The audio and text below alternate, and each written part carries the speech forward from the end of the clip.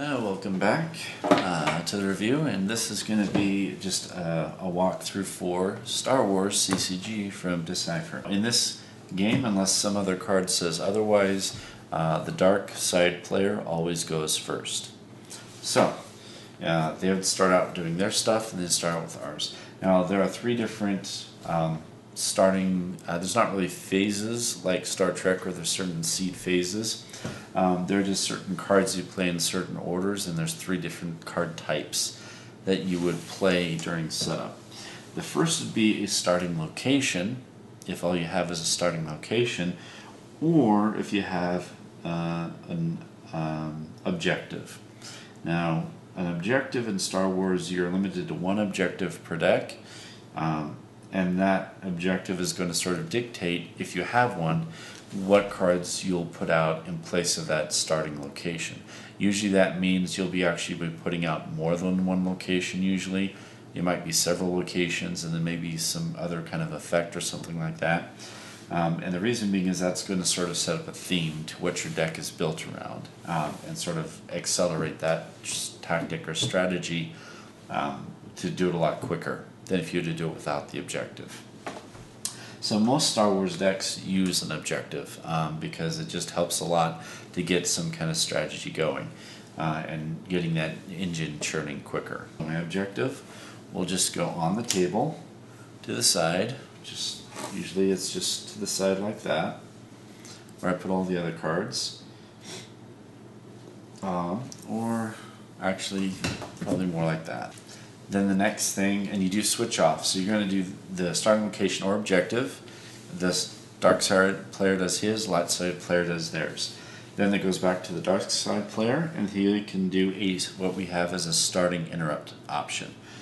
And the starting interrupt is simply a card that you will go ahead and play on the table, and it'll tell you to pull out a particular type of effect that is an option. And it can be anything within that description or category. And then the last thing is if you have a starting effect. I don't have any, and we'll say that my opponent doesn't have any either. So that would end it. We would then go ahead and just start. We would just go ahead and shuffle the draw deck because we are ready to start the game. I've got it shuffled. You're going to draw a starting hand of 8 cards. So 1, 2, 3, 4, 5, 6, 7, 8. The dark side player always goes first, so assume that he did his thing. Let's assume that he started out with a location that was 1-1, so it had one force icon on his side and one force icon on my side. We'll assume that that's what his location was. Alright, so what it does is, and let's say on his turn, he doesn't pull out he doesn't get another location to play, so he just left that 1-1. So, let's say it's my turn and we'll walk through the turns. So, he did his thing, it's my turn. What you're going to do, first thing you do is you have the control phase. The control phase means that you're going to go ahead and you're going to activate force for the first thing. Now you're going to activate force equal to the number of force icons on your side of the board. So, he has one location we're saying, for example, out that's a 1-1. So you got one force from that. 2 from my rendezvous point, because it has 2 light side force icons, and then you always generate 1 for yourself as the player.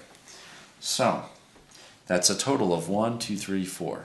So I would generate 4 force.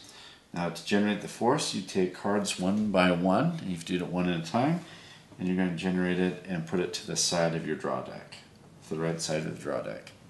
So that's going to be 1, 2, 3, and 4. So there we go. I've generated 4 force.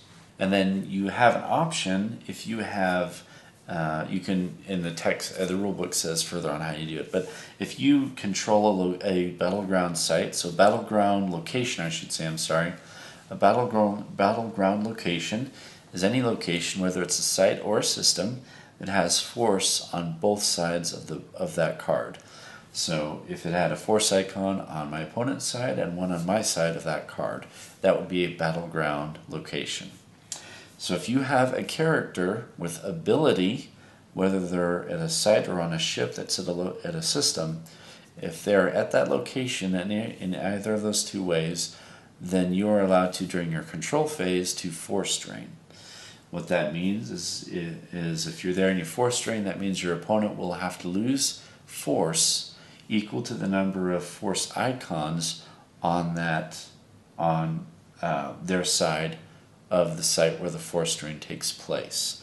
So example, if my opponent had a ship here with a pilot that had ability, and he force drained at the rendezvous point, I would lose 2 force, because there is 2 force icons. Except that my rendezvous point says that no force drains are allowed here. So you wouldn't be able to normally, but if that text wasn't there and he force drained, I would lose 2 force points. So that's what you can do. You can do a force drain at the beginning. But I don't have any people anywhere at a battleground location, so I can't force drain, so you would skip that. So then you would go to your deploy phase. Okay, so you activate, you control, and then you deploy. Now, I have a really good starting hand, really good actually. Now I'm looking at, now you always want, if you have an objective, you want to pay attention to what it does for you, because there's a number of different options. And it says, while this side is up, once during each of your deploy phases, you may deploy 1 system from reserve deck, reshuffle. So I'm going to go ahead and deploy from my reserve deck a system. And it's a location. Normally you want to leave room for sites to be deployed, but I know that the rendezvous point has no sites. I know that for a fact. So I'm just going to go ahead and put Tatooine here, you know, just in case, you know, I don't know what my opponent's going to play, but I'm going to put Tatooine out like that. So that was during my deploy phase. And that is just a game effect there. Deploying a system or a site does not cost any force to deploy. There's no deploy cost on it. So I went ahead and deployed it. All right, now I want to deploy something from my hand. So I'm going to go ahead and deploy Millennium Falcon to the rendezvous point. And the Millennium Falcon, I'm going to deploy that to the rendezvous point. And it only would cost me 3 force to deploy, but I have a effect that my starships are deploy -2. Oh, wait a minute. I'm sorry. I put out the wrong thing. I put out the wrong system. I'm sorry. I want to put out Hoth, actually. That would be the system I'd want to put out. I don't know why I didn't think of that.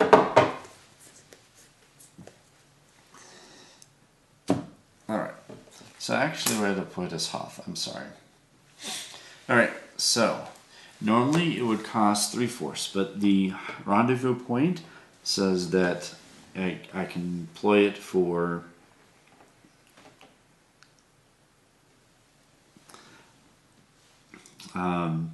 I can deploy for -2 because of the rendezvous point, and then Haven reduces the cost of starships by an additional -2. So in other words, I can deploy Millennium Falcon for absolutely free. So that is going to deploy, and then it says here on the rendezvous point, not the rendezvous, I'm sorry, the Haven, that I can deploy pilots for -1. So I'm going to go ahead and deploy Han Solo for 2 instead of 3. So let me move this up further, I'm sorry. Let me move this down further so there's more room. Okay, so I'm going to deploy him for 2. Now the deploy cost is 2, effectively, so I'm going to go ahead and pay force, again, 1 by 1, just like when you activate it. So I'm going to go 1, and the used force will go like this. So it's going to go turned horizontally, right above your draw deck like that. So 1, 2. So there's the 2. And now Han Solo is now piloting the Millennium Falcon.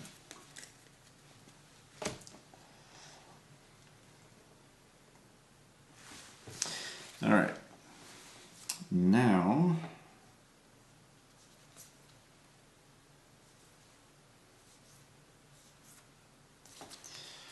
Alrighty, now I have to decide what I want to do.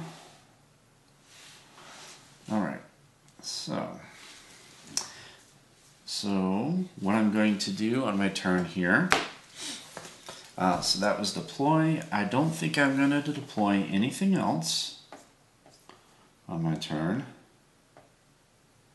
Oh wait, sorry. I can actually deploy the Gold Squadron Y-Wing. I can deploy that for free as well, because it is, again, -2, -2. So the Gold Squadron Y-Wing is going to deploy. Because Millennium Falcon was for free, Gold Squadron Y-Wing is for free, and Han Solo is for 2 instead of 3. So there's the 2. Now, so I have deployed everything I want to deploy. So we're good. So what we're going to do now is we're going to go ahead and we now have, now at this point, after deploy, we could battle if we wanted to. There's no one to battle. So we're going to go ahead and proceed with the next phase in our turn, which is move.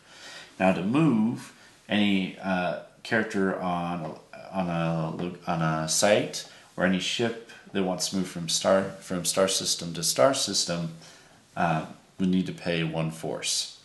So I am going to pay 1 force to go ahead, and I'm going to move the Millennium Falcon with Han Solo piloting. I'm going to move them all the way to Hoth. Now the rendezvous point has an effect. The rendezvous point says that my starships are deploy -2 and are hyperspeed +2 when moving to or from here. So I have it's easier for me to get to this location. So the way you figure it is I effectively, with the Millennium Falcon, I have a 6 hyperspeed. So let me show you. Again, it has a 6 hyperspeed. And because of I'm moving from or to or from the rendezvous point, it's +2. So he has an 8 hyperspeed. And the way that you track movement in Star Wars is you take the larger number and subtract it from the smaller number, and that tells you how much hyperspeed is required for that ship to go from point A to point B. So if I take 13 minus 5, that is 8. So Millennium Falcon can go 8. So I can move all the way from the rendezvous point all the way to Hoth. So I'm going to move it over to Hoth. So now Millennium Falcon has come out of hyperspace and is now orbiting Hoth, which is really cool. So there you go. And I'm leaving the Gold Squadron Y-Wing there. And we are good on that. So it is now in orbit, and that's all we've done. So now at the end of my turn, I can go ahead, I recirculate the force. So this is going to go back under the draw deck, everything from the used, and I can draw any number of force that's sitting here in my left in the force pile. I am going to draw it because I want to draw more cards, and I want to see about getting more characters, more things. So there we go. End of my turn. There's a full turn flow for you, and it's really that simple. I mean, that is really the basis of how a turn flows in the game. So I will go ahead and I mean, we literally went through all the phases, and that's really all the turns consist of. If you turn with battling your opponent, if you have a ship in combat, but we'll go through another turn just so you get the idea a little bit better. So let's say you did deploy another location that did have another 1-1. So we now have and let's say you didn't do anything else, it goes back to my turn. So I would go ahead and go to my turn. That would now be 1, 2, 3, 4, 5, 6, 7. So I would generate 7 force. So I would go 1, 2, 3, 4, 5, 6, 7. And there is my 7 force that I generate at the beginning of my turn. Alright, so I have 7 force. And we can start. So, okay, So what I want to do is, again, at the beginning of my turn, I get to go ahead and, pull out a location. Let's see if it's in my draw deck. So I'm going to go ahead and do that. So I'm going to go ahead and pull out a location.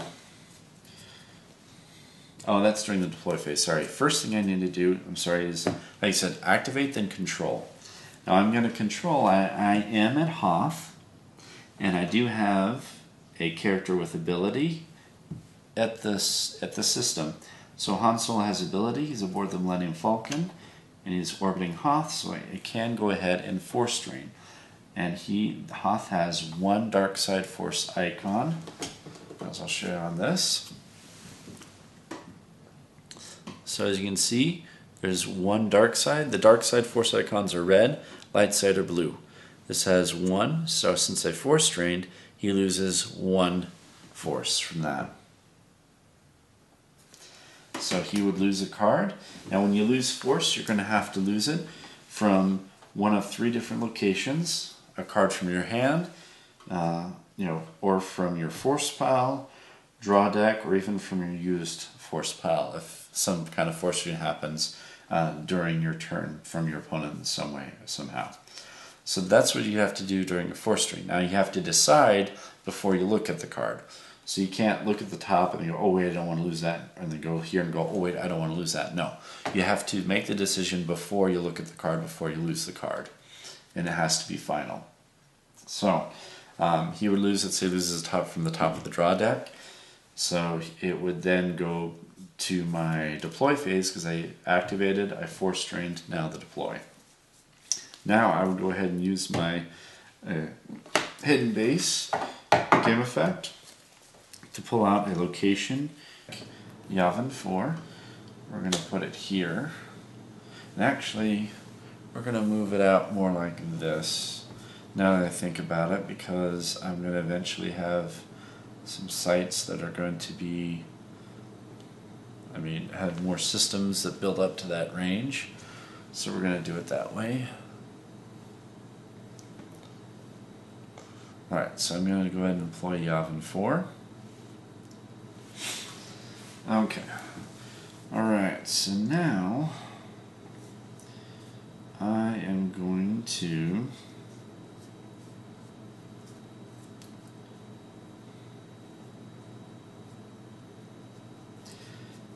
so I'm going to go ahead and just deploy some stuff. I'm going to go ahead and we'll spend 1 to go ahead and deploy the Blue Squadron Y-Wing, because it's going to be -2, -2, so 4 minus 5 is 1. So I'm going to have to spend 1 for the Blue Squadron B-Wing. And then I'm going to spend 2 to deploy the quad laser cannons on the Millennium Falcon. So now the Millennium Falcon is armed with a starship weapon.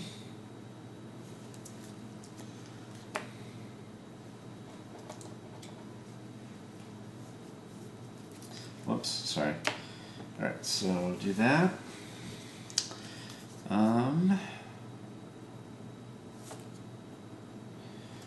Whoops. And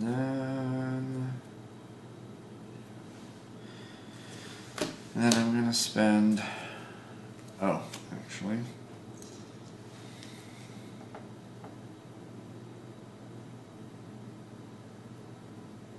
alright, and then I'm going to spend 1 to deploy a proton torpedo on the B-Wing, then 1 to deploy another proton torpedo on the B-Wing. So my B-Wing has 2 proton torpedoes now.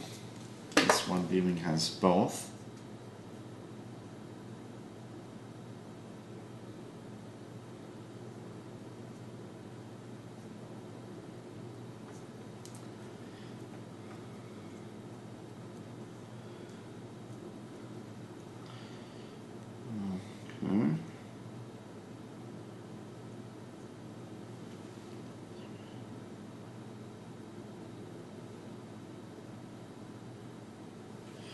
Alright, so I now have that one fully armed.